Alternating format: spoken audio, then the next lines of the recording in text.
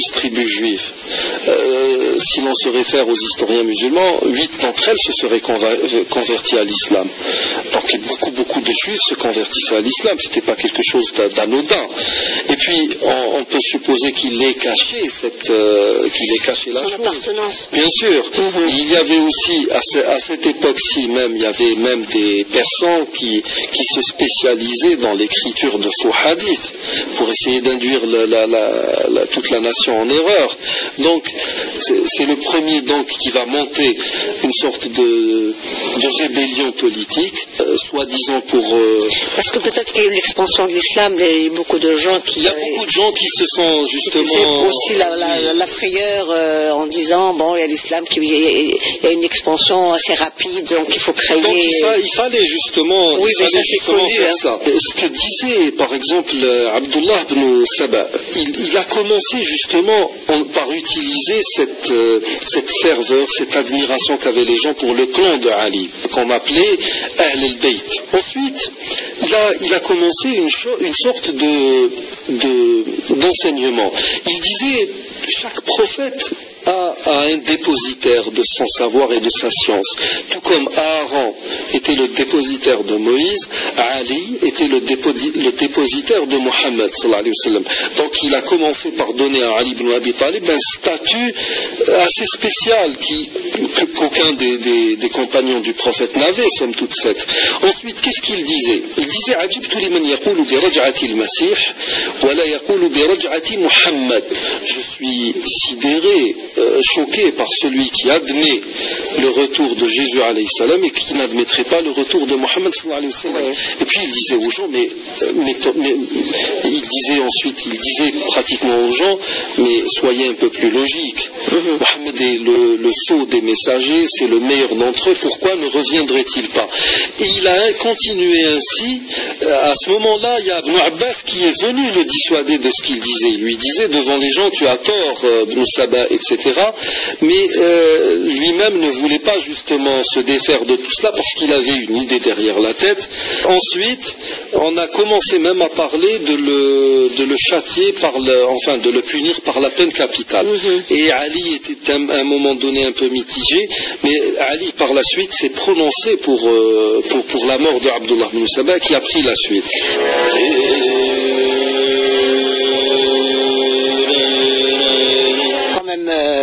Ali comme successeur légitime du prophète avec ses deux fils. Ils le disent, oui. Hassan al-Hussein. Oui. Mais bon, à la limite, c'est vrai qu'il aurait pu faire partie des successeurs du prophète, mais pourquoi être le seul successeur, l'exclusif? C'est ça. Et puisque le prophète n'a désigné aucun successeur. Justement, alors du fait que le prophète n'ait désigné aucun successeur, ou du moins de manière explicite, parce qu'il a désigné de manière implicite Abu Bakr as-Siddiq. Écoutez, là moi je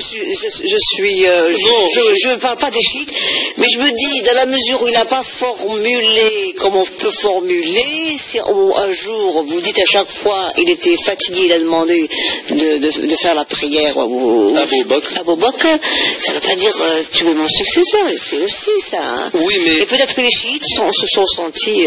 Mais les chiites n'existaient pas à l'époque. Oui.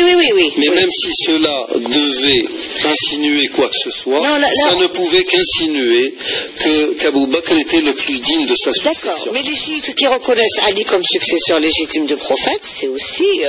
Pourquoi le reconnaître comme successeur avec ses deux fils? Oui, voilà. Non, mais si on ne reconnaît pas automatiquement la succession à Abu Bakr, pourquoi la reconnaître exclusivement pour Ali? C'est ça, moi je suis d'accord. Parce qu'il fait partie de la famille du prophète. Nous sommes en train de parler de prophétie et non de royaume légal. Je crois que tous les fils qu'il a eus n'ont pas survécu. Je crois que c'était pour... C'était un signe. Donc ni Abu Bakr ni Ali devaient être successeurs. Pour moi, non. C'était des khalifes qui ont préservé tout cet héritage. Moi je suis d'accord. Non, je suis au contraire. Si Dieu a fait en sorte qu'aucun des fils du prophète ne survive, rien que pour qu'il n'y ait pas après lui quelqu'un qui dirait je suis le fils de Mohammed, ça veut dire que celui qui a le moins droit à la succession, c'est Ali ibn Abi Talib, parce qu'il faisait partie du... C'est vrai. Et quand on discute avec les chiites, ils ne veulent pas entendre parler de tout cela. Ils vous disent, nous avons des textes. D'accord, vous avez pratiquement 3000 textes rapportés par Abdullah ibn Saba, qui est un juif dont l'animosité à l'encontre de l'islam a été reconnue par tous. Et qu'est-ce qu'il dit, Abdullah ibn Saba? Il dit que... Il y a beaucoup de hadiths qui sont rapportés de lui et qui disent n'importe quoi.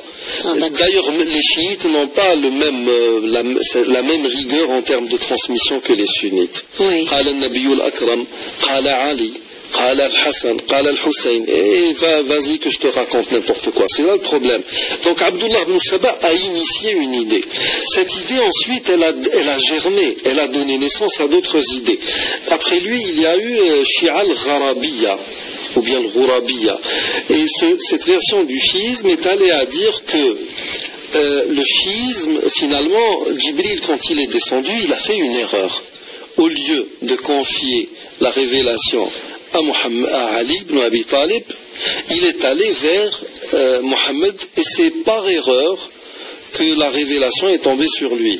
Alors là, ma foi, c'est l'intelligence et la sagesse de Dieu que vous êtes en train de remettre en cause. Et pourtant, ça a été dit. Et pourtant, c'est des questions qui nous interpellent.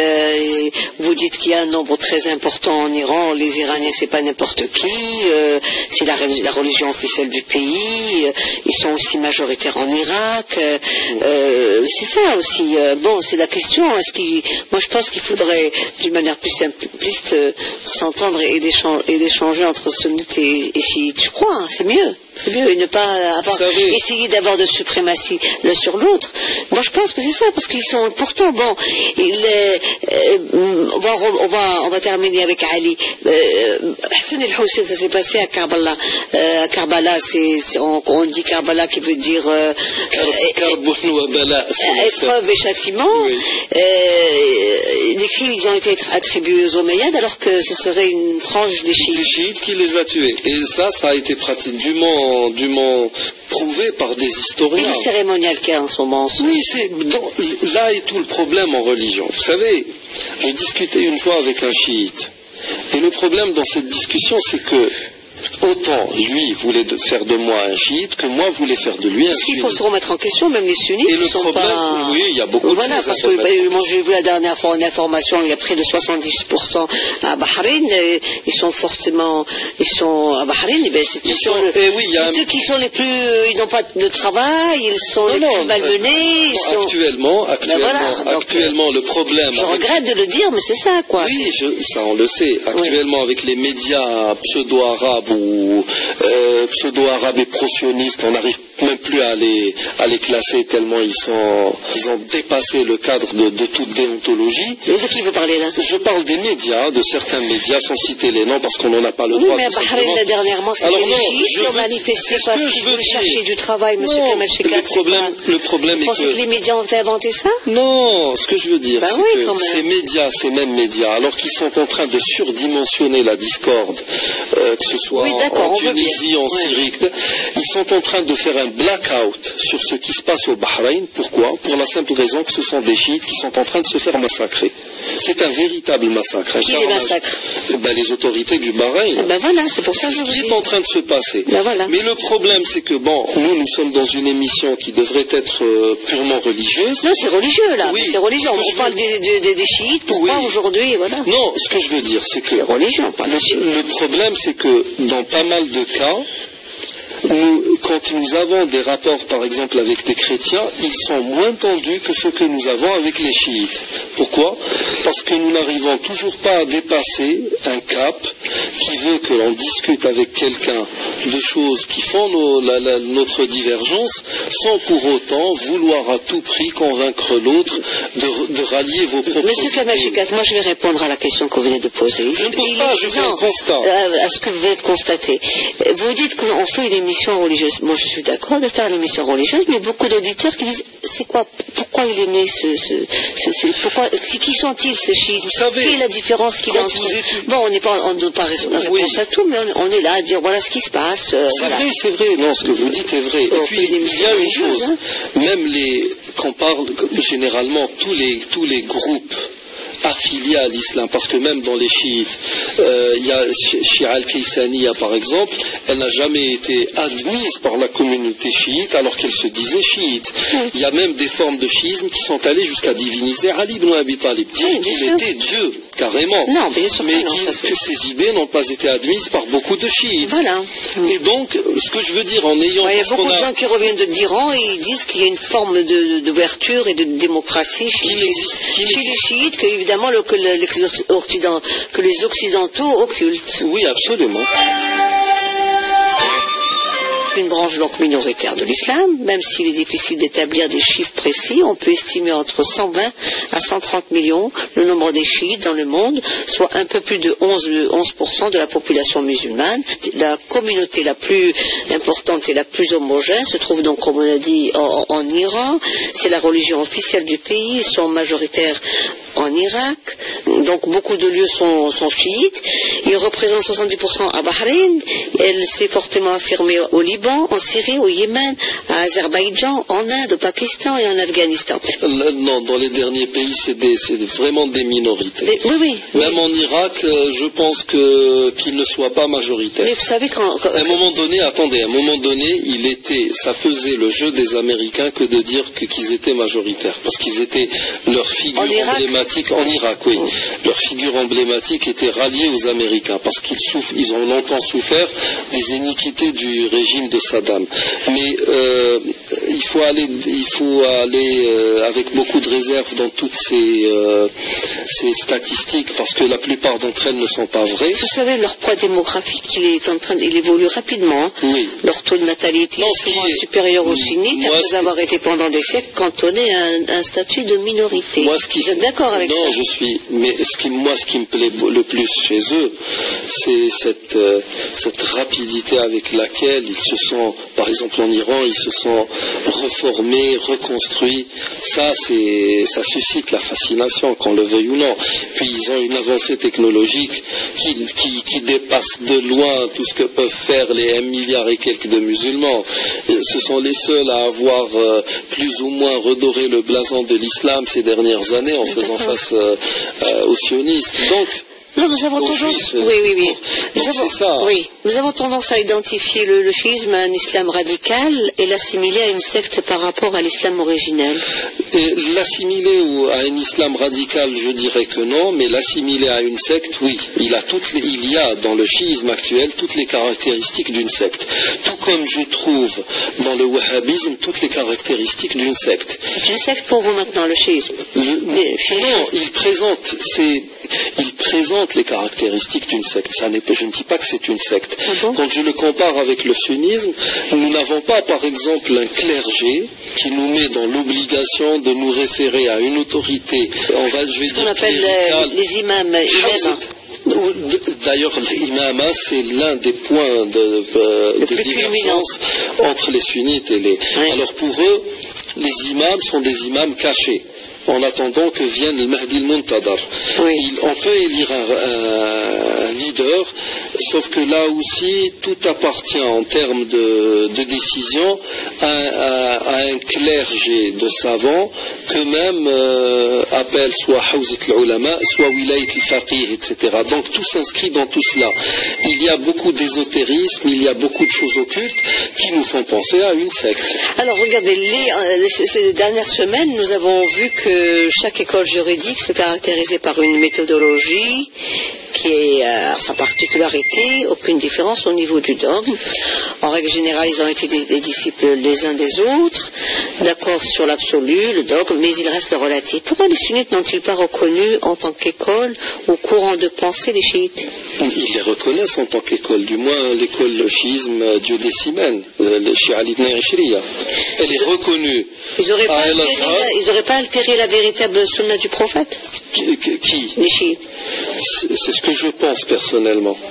Parce qu'ils ont beaucoup de traditions qui n'émanent pas du tout du prophète sallallahu alayhi wa sallam. Et ils n'ont pas cette rigueur qu'ont les sunnites, par exemple, quant à l'étude des transmissions elles-mêmes. Ça n'existe pas chez eux. Les croyances du chiisme sont fondamentalement celles de l'islam, l'unité de Dieu et le prophète et Mohammed. Oui. Ouais, donc oui, la différence. Non, la différence, c'est-à-dire qu'ils attendent le deuxième imam. La différence est celle qui a été suscitée par notre branche du chiisme. Sauf que là, par exemple, actuellement, ce qui fait vraiment tache d'huile, c'est cette attaque permanente contre les compagnons du prophète et essentiellement contre ses épouses et à leur tête Aïcha. Non, donc la différence, c'est-à-dire que pour eux, des sunnites, ils attendent le deuxième imam qui viendrait à la fin du temps inaugurer un règne. Le dernier imam. Un règne de justice et de vérité. Nous, chez nous, les sunnites, c'est quoi? C'est Jésus qui reviendrait? On attend le Mahdi al-Muntadar et à la même période, c'est Jésus normalement, selon la tradition qui est censé venir, nous y croyons aussi, sauf que on a dit que le deuxième imam qui viendrait donc à la fin du temps inaugure un règne de justice et de vérité. Je vous avais dit, donc ce serait pour eux, pour nous, c'est qui? Bon, pour nous, c'est le Mahdi al-Muntadar, un homme qui aurait le même prénom que celui du prophète et dont le père aurait le même prénom que celui du prophète. C'est quelqu'un qui fait partie justement de la lignée de Ali ibn Abi Talib, c'est quelqu'un de Al-Bayt, qui à un moment donné de son histoire va se mettre au service de Dieu carrément et œuvrer afin que l'islam reprenne de l'éclat qu'il avait à l'époque, à son âge d'or, les 3 siècles. Et c'est à ce moment-là que surviendront certains des grands signes avant-coureurs de l'heure dernière, à savoir Ya'juj et Ma'juj, etc., le Messie Dajjal, la venue de Jésus alayhi salam pour tuer le Messie Dajjal, etc. Vous savez, à bien y réfléchir, nous attendons la même chose. Nous, ce que nous attendons, c'est le Mahdi al-Muntadar avec Jésus alayhi salam, qui vont venir à la même époque pratiquement. Et eux nous parlent de Mahdi al-Muntadar nommément et nous parlent qui serait normalement le dernier imam. Que l'imam est caché on ne sait où, ce sont des notions qui ne sont pas très compatibles avec le rationalisme que nous a apporté l'islam. Donc ils encouragent le mariage provisoire. Le mariage de jouissance, Zawaj al-Mut'a, qui justement l'interdiction de ce mariage nous est rapportée entre autres d'après Ali ibn Abi Talib. Et c'est un hadith authentique. Ça, c'est un problème pour les chiites. Alors, ces courants religieux se sont donc construits sur un socle politique. Sur un socle politique, et puis il y a autre chose. Tout ce qui se fait en termes de... il y a pratiquement une sorte de liturgie dans le courant chiite.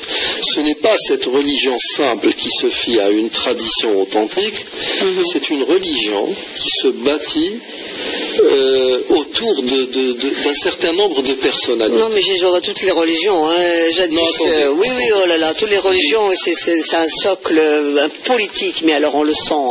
C'est ce que vous dites. Là, maintenant, il va falloir définir ce qu'est la politique. Parce que là, vous êtes un peu... Vous croyez que le pape qui vient d'être élu n'est pas... Je ne parle pas du pape, je parle de Jésus, de Moïse, de Mohammed. Non, je vous parle de la religion qui a suivi tous ces prophètes. Non, mais quand on étudie bien de près le chiisme, qu'est-ce qu'on va remarquer?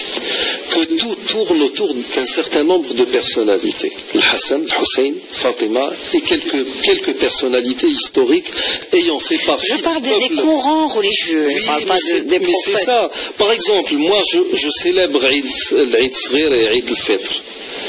Plutôt Eid al-Fitr et... Par exemple, moi je célèbre Eid al-Fitr et Eid al-Adha. Ce sont les 2 fêtes de l'islam. À la limite, je ne peux pas laisser passer inaperçu la naissance du prophète sallallahu alayhi wa sallam. Je jeûne Ashura. C'est ma manière de mettre en pratique certaines recommandations prophétiques ou certains commandements de l'islam en me basant sur des textes. Maintenant, de là à aller faire, par exemple, de la mort de Hussein ou de Karbala un lieu de pèlerinage, un moment de deuil, ça n'a absolument rien à voir. Lorsqu'on va en Irak, c'est le pouvoir, qui prendrait le pouvoir, il faut partager le pouvoir, donc le religieux a pris... il a pris le dessus, forcément, voilà. parce que le religieux est mieux structuré que le politique. Voilà, parce que jadis, il fut jalousement dépendant du pouvoir politique, ensuite il a servi d'idéologie pour une révolution et qui a fait oublier la spiritualité, qui est à sa source. C'est ça. Bah oui, parce que bon, là pour dire que les religions ne peuvent... par exemple, de là à dire que les religions ne peuvent s'ingérer en politique, là c'est un peu absurde, parce qu'une religion c'est censé être un mode de vie global, mais pour faire de la religion le socle d'une politique, ça c'est inadmissible. Ça se fait. Ça se fait, mais c'est inadmissible pour qu'il se respecterait en tant que religieux. Merci Monsieur Kamel Chekak, nous vous donnons rendez-vous la semaine prochaine, et si vous êtes là, alors ce sera bien.